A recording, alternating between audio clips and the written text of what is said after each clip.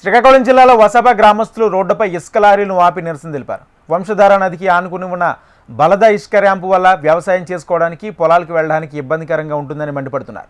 ఇసుక కోసం నదికి అడ్డంగా గట్టు కట్టడం దారుణమని, ఖరీఫ్ సీజన్లో సాయం ఎలా చేసుకోవాలని రైతులు ఆవేదన వ్యక్తం చేస్తున్నారు.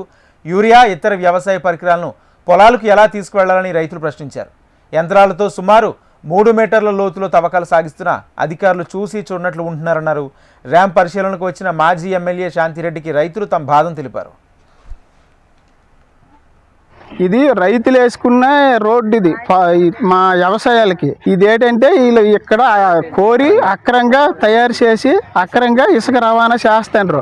మా రోడ్డు మొత్తము గుమ్ములు అయిపోయి మా రైతులు మాకు వెళ్ళకన్నా పరిస్థితి అయిపోతుంది. అది మేము మా ఎందు దయించి మీ మీడియా వారు, దానికి తగిన అధికారులు అందరూ కూడా మా రైతులకి సపోర్ట్ చేసి ఈ అక్రమ ఇసుక ర్యాంపు పూర్తిగా ఆపించాలని అందరికీ మేము కోరుకుంటున్నాము. అయిపోతున్నాము.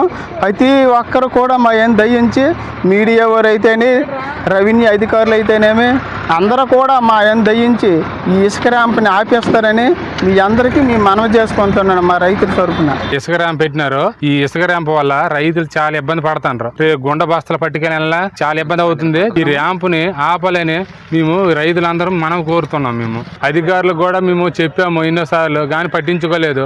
కానీ మేము ఇప్పుడు ఇంకా వచ్చి రైతులందరం ఒకటైపోయి ఈ ఇసుక ర్యాంప్ ఆగాలని మేము కోరుచున్నాం. అంతే, మాకు ఇసుక ర్యాంప్ ఆగిపోయి చాలు. మా రైతులకి దారి లేకుండా అయిపోతుంది.